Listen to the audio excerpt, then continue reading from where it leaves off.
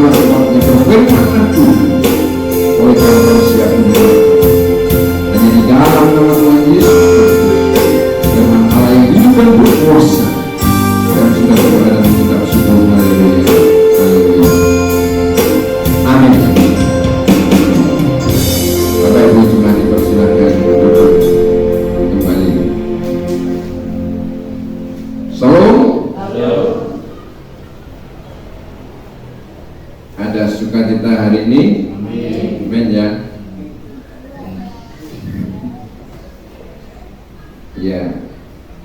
Tahun baru harus tetap tambah semangat, jangan loyo ya.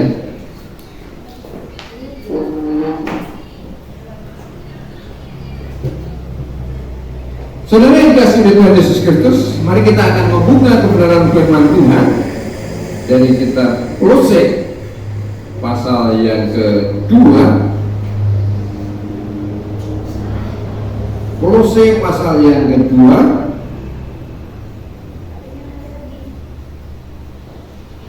ayatnya yang ke-6 sampai ayatnya yang ke-9.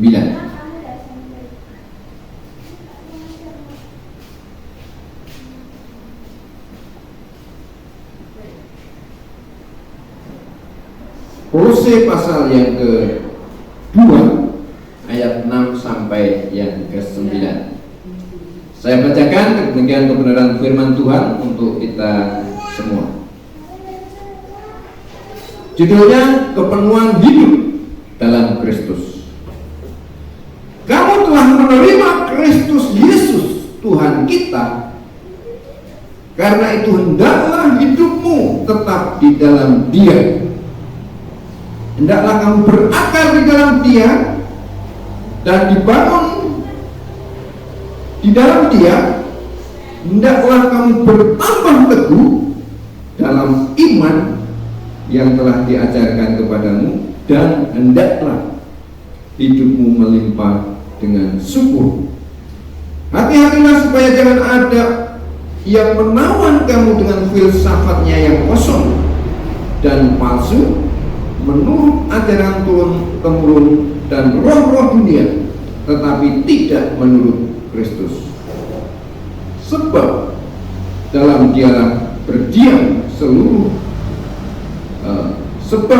Dialah berdiam secara jasmania seluruh kepenuhan kealahan. Amin. Saudara yang dikasihi oleh Tuhan Yesus Kristus, firman Tuhan disampaikan dengan jelas kata-kata, kamu telah menerima Kristus Yesus Tuhan kita, karena itu hendaklah hidupmu tetap di dalam Dia. Kita yang telah menerima Kristus Tuhan kita, firman Tuhan sampaikan, hendaklah kamu tetap di dalam Dia. Mengapa kita harus tetap di dalam Dia? Di dalam Kristus. Kita yang telah menerima Kristus sebagai Tuhan dan Juru Selamat kita, secara pribadi kita, supaya terus tetap di dalam Dia. Jangan pernah sekalipun keluar dari Dia. Jangan pernah sekalipun meninggalkan Dia. Jangan pernah sekalipun melepaskan Dia. Namun kita harus tetap di dalam Dia dan terus di dalam Dia. Kebenaran firman Tuhan mengungkapkan demikian. Lalu yang menjadi pertanyaan, mengapa kita yang telah menerima Kristus, kita yang telah ada di dalam Kristus, kita harus tetap di dalam Dia dan jangan sekalipun melepaskan Dia? Tentu ini ada alasan yang kuat. Ini penting sebenarnya bagi kita yang telah menerima Kristus supaya tetap di dalam Dia. Tetapi juga ini menjadi sesuatu yang perlu didengar dimengerti dan dipahami, manakala ada di antara kita atau saudara yang belum menerima Kristus, supaya mengerti alasan orang-orang yang ada di dalam Kristus itu tetap di dalam Dia. Bahkan dikatakan selanjutnya, tidak hanya sekedar kita tetap di dalam Dia, kita tetap setia di dalam Dia, namun ketika kita ada di dalam Kristus, kita itu harus berakar, bertumbuh, dibangun di dalam Dia, bertambah teguh di dalam iman di dalam Dia, dan mengucap syukur di dalam Dia.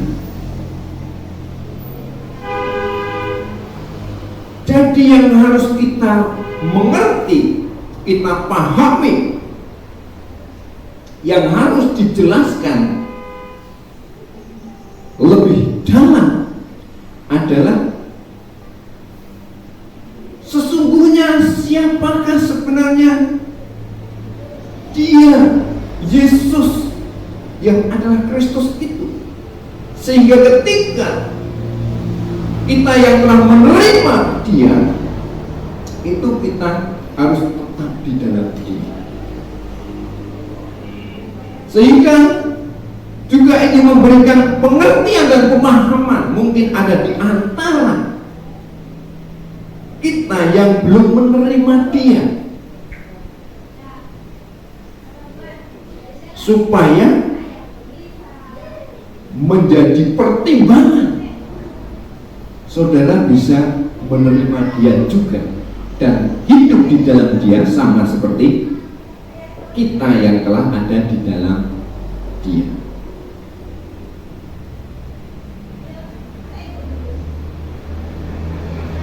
Saudara yang dikasihi oleh Tuhan Yesus Kristus,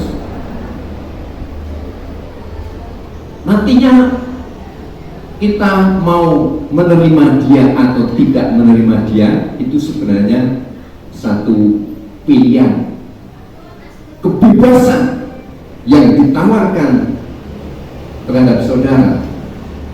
Saudara mau menerima Dia atau tidak menerima Dia, saudara mau hidup di dalam Dia atau tidak di dalam Dia, itu pilihan saudara.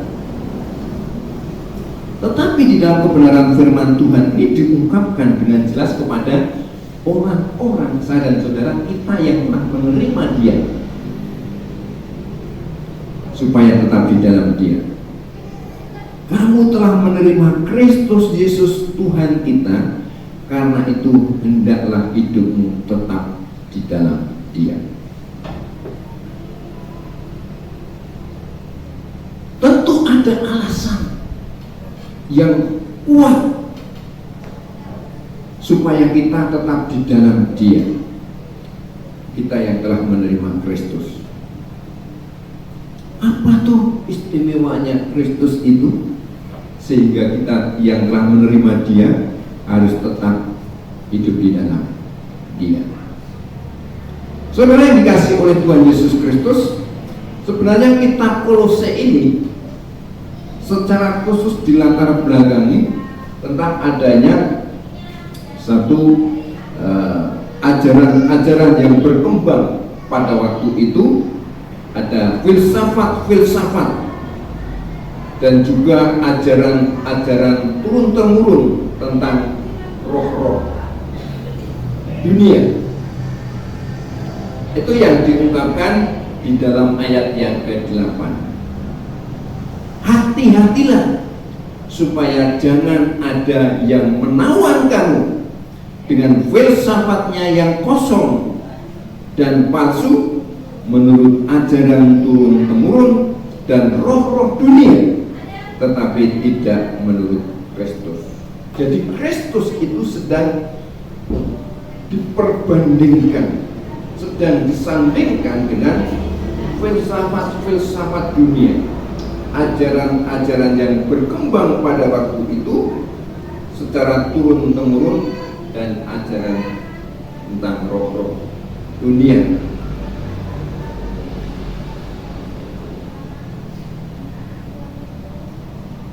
Hal ini identik di dalam pasal yang sama, pasal yang kedua, ayatnya yang keempat. Kalau ayat yang ke-8 tadi dikatakan, hati-hatilah supaya jangan ada yang menawan kamu dengan filsafatnya yang kosong dan palsu.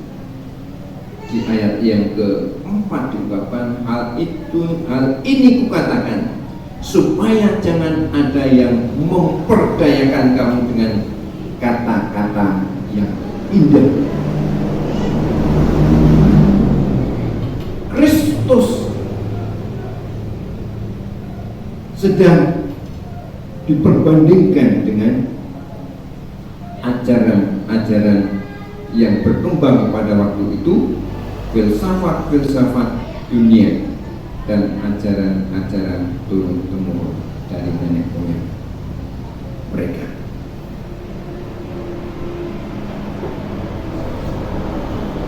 Mengapa kita yang telah menerima Kristus Yesus, kita harus tetap di dalam Dia?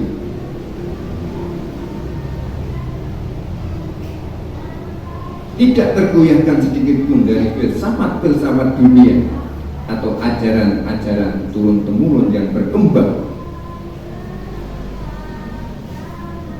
Nasihat ini untuk kita tetap di dalam Dia, tentu kita harus mengerti lebih jelas tentang siapa Dia.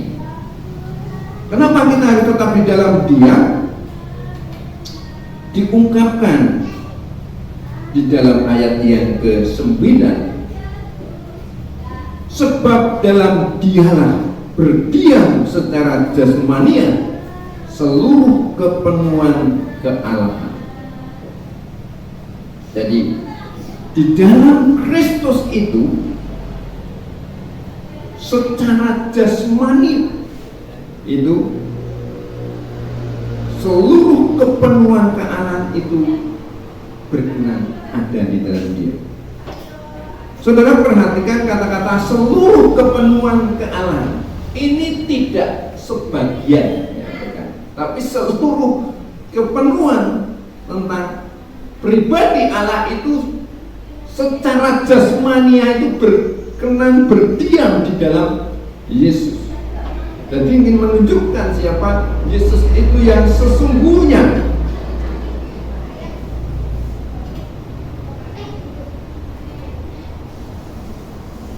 Ini sudah diungkapkan di dalam Kolose, di dalam pasal 1 ini, ayatnya yang ke-19, di mana di sana satu perikop diungkapkan tentang keutamaan Kristus.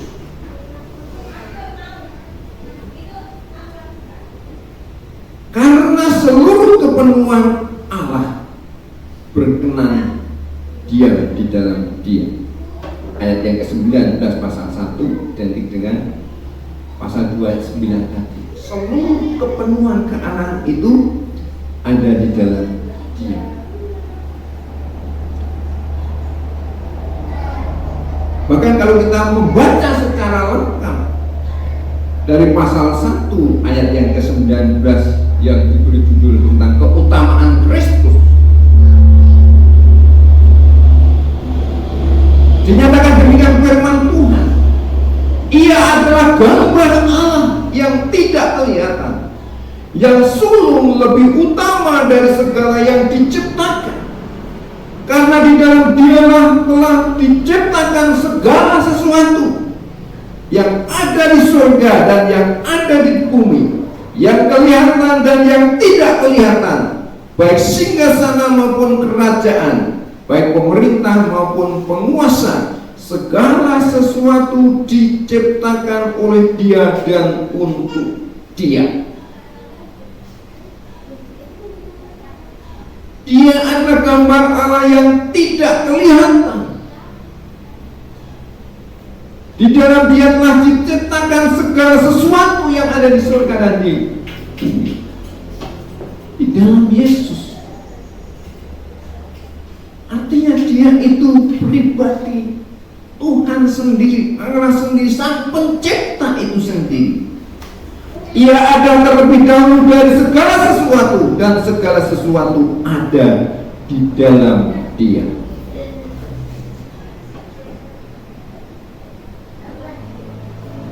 Ini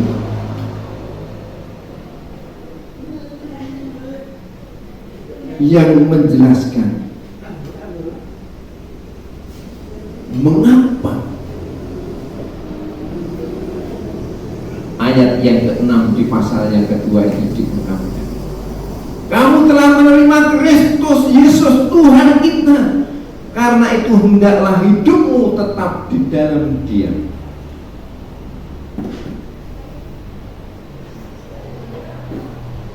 Dengan kata lain, ayat ini sedang menjelaskan dan menerangkan kepada saya dan saudara, kamu telah menerima Kristus Yesus, kamu sudah benar, kamu sudah tepat, karena Yesus itu adalah Allah sendiri, Sang Pencipta itu. Segala kepenuhan kealahan itu seluruhnya secara jasmani telah berdiam di dalam Dia. Dia Sang Pencipta, Dia Tuhan yang lebih dari segala sesuatu. Dan kamu telah menerima Dia. Kamu sudah benar, kamu sudah tepat. Karena itu hendaklah hidupmu tetap di dalam Dia.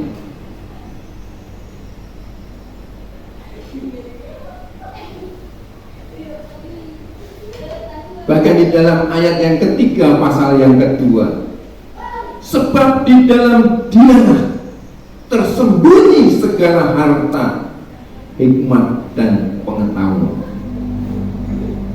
Jadi ini sedang diperbandingkan dengan filsafat tadi. Filsafat kan berbicara tentang ilmu pengetahuan, tentang pengetahuan yang tertinggi, berbicara tentang hikmat di filsafat itu. Tetapi di dalam Kolose pasal 2 ayat ketiga ini, di dalam Yesus itu supaya kita tetap di dalam Dia, kita yang telah menerima Dia, sebab di dalam Dialah tersembunyi segala harta, hikmat dan pengetahuan. Ya. Ini juga dia dikatakan juga kata-kata, perhatikan kata-kata segala. Segala itu ya tidak hanya sebagian ya. Jadi segala harta, hikmat dan pengetahuan, artinya semua yang berbicara tentang hikmat, tentang pengetahuan tinggi itu ada di dalam Kristus. Sehingga kita dibandingkan dengan filsafat itu, filsafat dunia, ajaran turun temurun itu tidak ada apa-apa, karena Dia pribadi Allah sendiri dan semuanya segala ada di dalam Dia. Sehingga kita yang telah menerima Kristus, yang pertama supaya kita tetap di dalam Dia. Saudara dikasih oleh Tuhan Yesus Kristus, ini untuk kita yang telah menerima Kristus, tetapi juga menjadi pertimbangan bagi di antara kita saudara yang belum menerima Kristus. Tadi saya ungkapkan demikian ya. Jadi saudara juga bisa seperti kita yang telah menerima Kristus.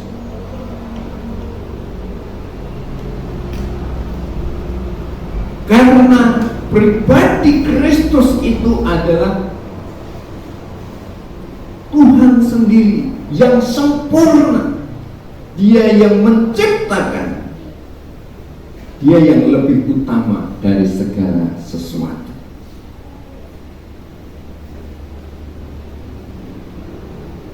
Menjadi pertimbangan ketika saudara mau percaya Yesus, mau menerima Yesus sebagai Tuhan dan Juru Selamat, saudara harus pertimbangkan baik-baik, betul-betul dan sungguh-sungguh supaya tidak keliru ya. Tetapi pada kebenaran firman Tuhan ada jaminan. Ketika saudara percaya Yesus, saudara menerima Yesus sebagai Tuhan dan Juru Selamat saudara, itu sudah benar, itu sudah tepat, itu keputusan yang benar.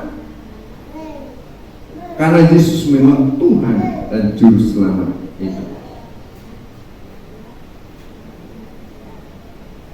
Saudara yang belum menerima, belum percaya, saudara bisa mempertimbangkan baik-baik untuk menerima dan percaya kepada Yesus sebagai Tuhan dan Juru Selamat saudara secara pribadi.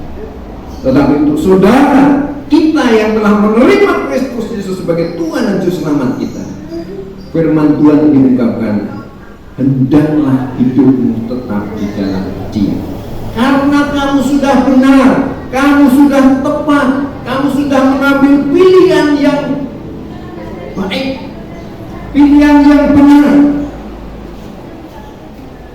Kamu telah menerima Kristus Yesus Tuhan kita, karena itu hendaklah hidupmu tetap di dalam Dia. Ketika kita terus hidup di dalam Tuhan, di dalam pilihan yang benar itu, karena Yesus itu adalah Tuhan itu sendiri. Tetapi ayat selanjutnya mengajak kita, menasihati kita dan mengajar kita supaya tidak hanya kita terus hidup di dalam Tuhan, namun ketika kita hidup di dalam Tuhan, kita itu harus berakar di dalam Dia, kita itu harus terus dibangun di dalam Dia, dan kita itu harus terus bertambah teguh di dalam iman kepada Dia. Tetapi juga yang terakhir, hendaklah kita itu senantiasa terus melimpah dengan ucapan syukur. Kata hendaklah ini satu ajakan, satu nasihat, satu himbauan, supaya tidak hanya kita tetap di dalam Dia, namun kita juga di dalam Dia itu kita harus berakar. Di ayat yang ketujuh, hendaklah kamu berakar di dalam Dia dan dibangun di dalam Dia. Hendaklah kamu bertambah teguh dalam iman yang telah diajarkan kepadamu, dan hendaklah hatimu melimpah dengan syukur. Saudara yang dikasihi oleh Tuhan Yesus Kristus, melalui tahun ini, tahun yang baru, kita akan terus bertumbuh di dalam Tuhan. Amin ya. Kita harus terus dibangun di dalam Tuhan. Kita semakin berakar kuat di dalam Tuhan, dan dikatakan kita harus bertambah teguh di dalam iman. Kita meyakini dan mengimani apapun yang akan kita hadapi nantinya di tahun ini. Kita percaya besar kecilnya, banyak sedikitnya tantangan itu tidak akan melemahkan iman kita. Amin ya. Tidak akan pernah mengendorkan kita, namun justru semakin menambah kita kuat di dalam Tuhan. Dan di dalam semua, di dalam segala sesuatu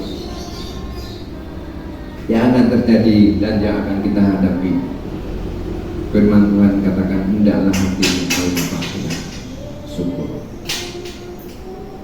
1 Tesalonika 5 ayat 18. Ucaplah syukur senantiasa di dalam Tuhan. Kita harus mengucap syukur, demikian juga di dalam kebenaran firman Tuhan.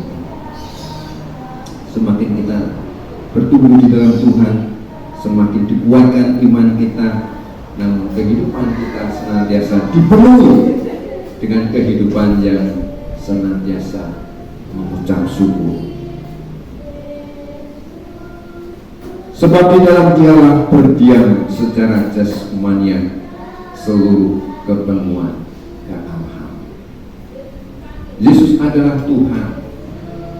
Yesus adalah Juru Selamat. Yesus adalah Sang Pencipta itu sendiri. Dia yang lebih utama dari segala sesuatu. Ia ada terlebih dahulu dan dari segala sesuatu, dan segala sesuatu ada di dalam Dia. Ia telah kepala tubuh, yaitu jemaat. Ialah yang sulung yang pertama bangkit dari antara orang mati, sehingga ia yang lebih utama dari segala sesuatu. Karena seluruh keperluan kealahan berkenan diam di dalam Dia, dan oleh Dialah ia memperdamaikan segala sesuatu dengan dirinya, baik yang ada di bumi maupun yang ada di surga, sesudah ia mengadakan pendamaian oleh darah salib Kristus. Juga kamu yang dahulu hidup jauh dari Allah dan yang memusuhinya dalam hati dan pikiran, seperti yang nyata dari perbuatanmu yang jahat, sekarang diperdamaikannya di dalam tubuh jasmani Kristus oleh kematiannya, untuk menempatkan kamu kudus dan tak bercacat dan tak bercela di hadapannya. Firman Tuhan selanjutnya katakan demikian. Sebab itu kamu harus berteguh dalam iman, tetap teguh dan tidak berguncang, dan jangan mau digeser dari pengharapan Injil yang telah kamu dengar dan yang telah dikabarkan di seluruh alam di bawah langit, dan yang aku ini Paulus telah menjadi pelayan. Kamu telah menerima Kristus Yesus Tuhan kita, hendaklah hidupmu tetap di dalam Dia. Firman Tuhan diungkapkan kembali, sebab itu kamu harus bertekun di dalam iman, tetap teguh dan tidak bergoncang sedikit pun, dan jangan mau digeser dari pengharapan Injil yang telah kamu dengar dan yang telah dikabarkan di seluruh alam di bawah. Bapak Ibu Saudara yang dikasihi oleh Tuhan Yesus Kristus, demikian kebenaran firman Tuhan memuatkan dan meneguhkan kita yang telah menerima Kristus sebagai Tuhan dan Juru Selamat kita. Pilihan kita sudah benar, pilihan kita sudah tepat, karena kita memilih pribadi yang utama, yang unggul dari segala sesuatu, karena Dialah Tuhan Sang Pencipta surga dan di dunia. Dan ini menjadi pertimbangan bagi siapa saja yang mungkin masih menimbang-nimbang untuk menerima dan percaya kepada Yesus, menjadi sesuatu yang menguatkan, yang meneguhkan untuk mengambil keputusan percaya dan menerima Yesus sebagai Tuhan dan Juru Selamat secara pribadi. Tuhan Yesus memberkati kita semua. Amin. Satu pujian tadi yang sudah diungkapkan sebelum mendengar kebenaran firman Tuhan. Tak akan pernah kusesali mengiringi Yesus sepanjang hidupku, diungkapkan. Lewati lembah air mata, kusaksikan kemuliaan-Mu, dinyatakan. Berapapun harga yang harus kubayar, bukan tetap setia, karena kita sudah percaya kepada Yesus. Menerima Yesus itu sesuatu yang benar,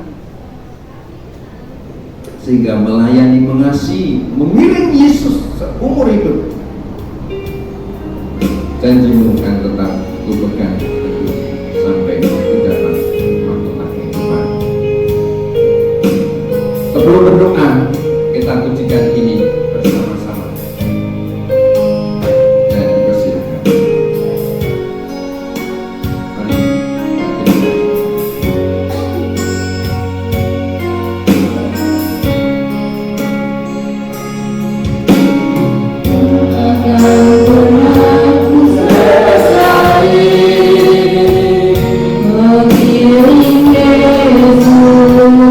Sepanjang hidup